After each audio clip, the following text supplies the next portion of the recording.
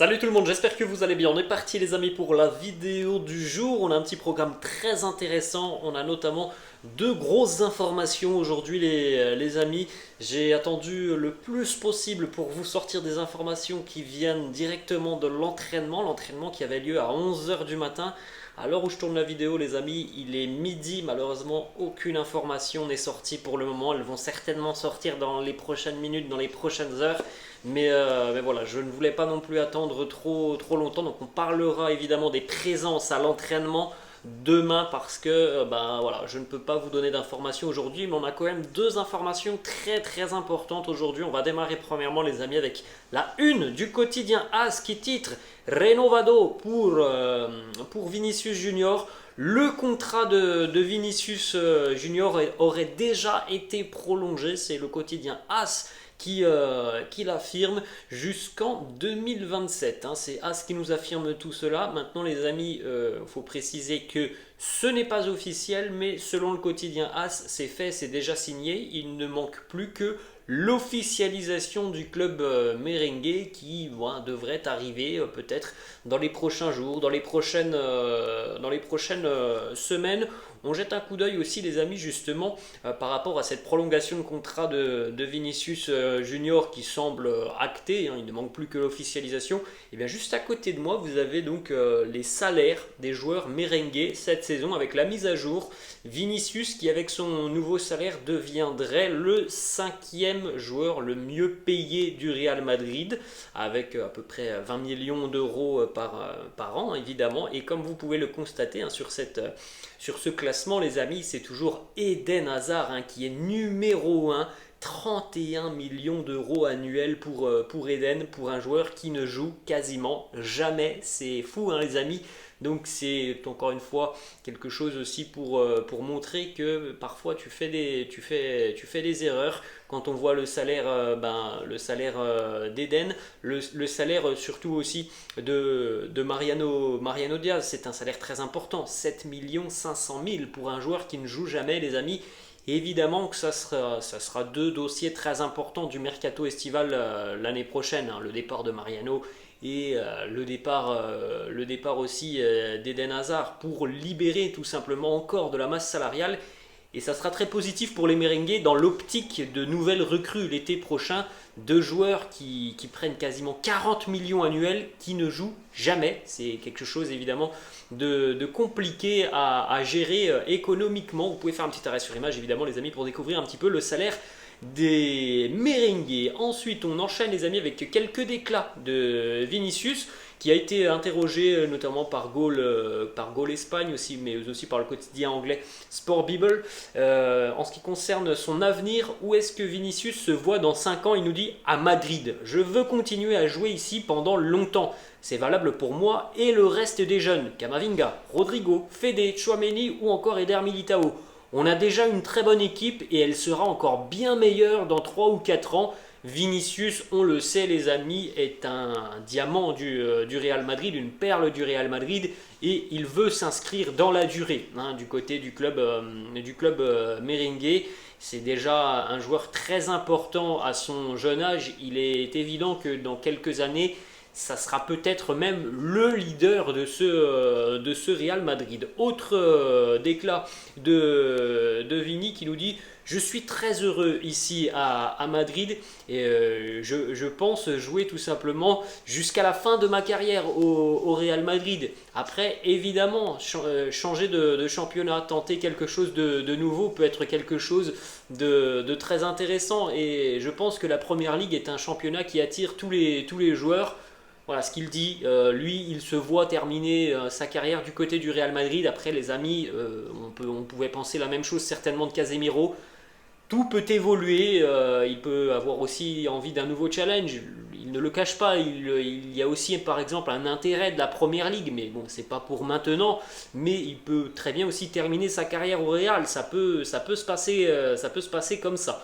Ensuite, une autre déclaration de Vinicius sur Karim Benzema, il nous dit c'est quelqu'un qui mérite ce ballon d'or. Il donne beaucoup, c'est quelqu'un qui travaille énormément. J'essaye toujours d'être la meilleure version de moi-même sur le terrain.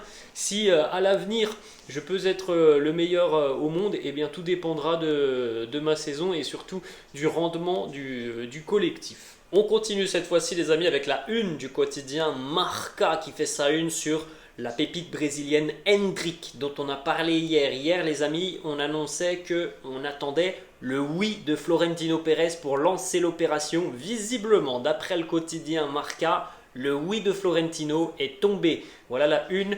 Orden del Madrid fichar à Hendrick. Ordre du Real recruter Hendrick. Les amis, on a des informations qui tombent depuis quasiment 48 heures sur ce dossier Hendrick.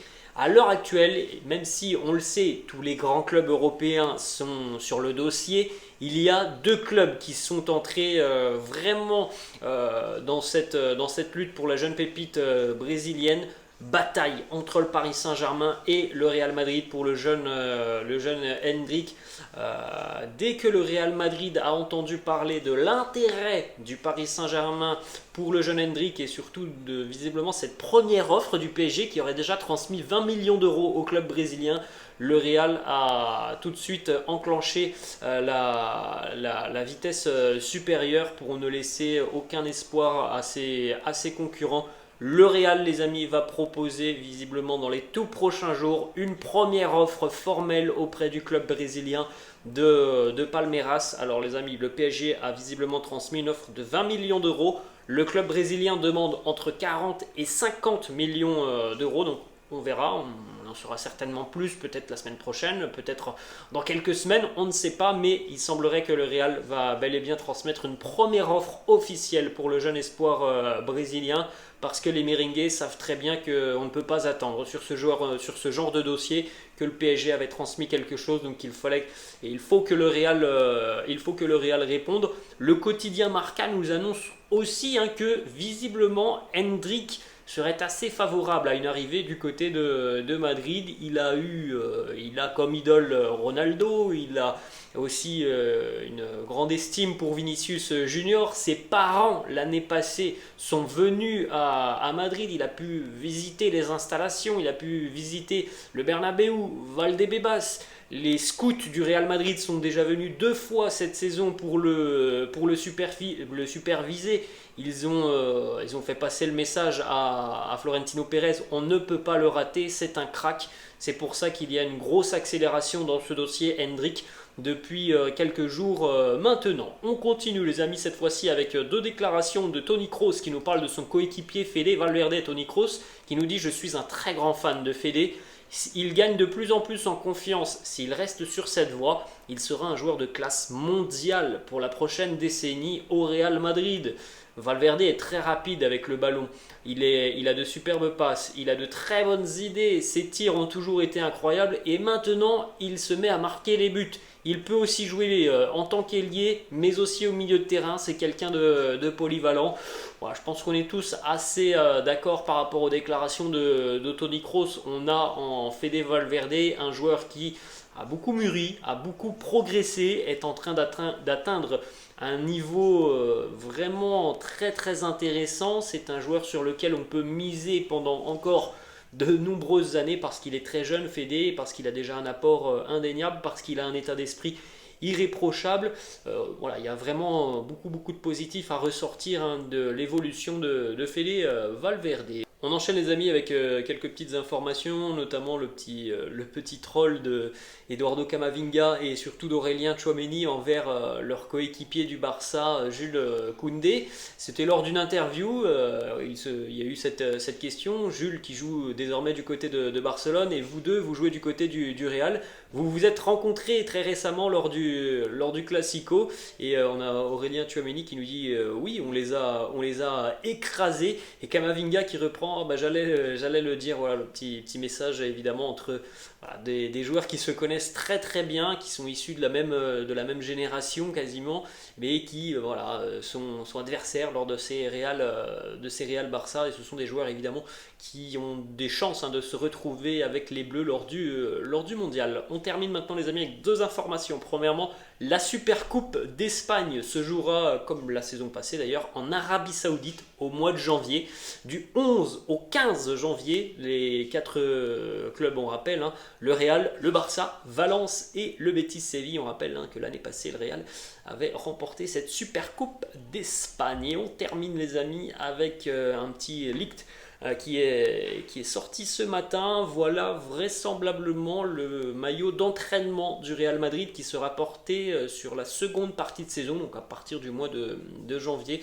Un maillot qui peut nous rappeler celui de l'année 2016, il me semble, avec une grosse dominance de violet et puis en dessous des manches, sur les côtés du maillot, des couleurs vertes. Voilà les amis, la fin de cette vidéo. J'espère que ça vous a plu. On a eu des informations très importantes aujourd'hui et on en aura encore d'autres demain, hein, notamment avec voilà, les informations qui viennent de l'entraînement puisque j'ai pas pu les avoir ce matin. Voilà les amis, la fin. Je vous laisse, je vous dis à la prochaine. Ciao.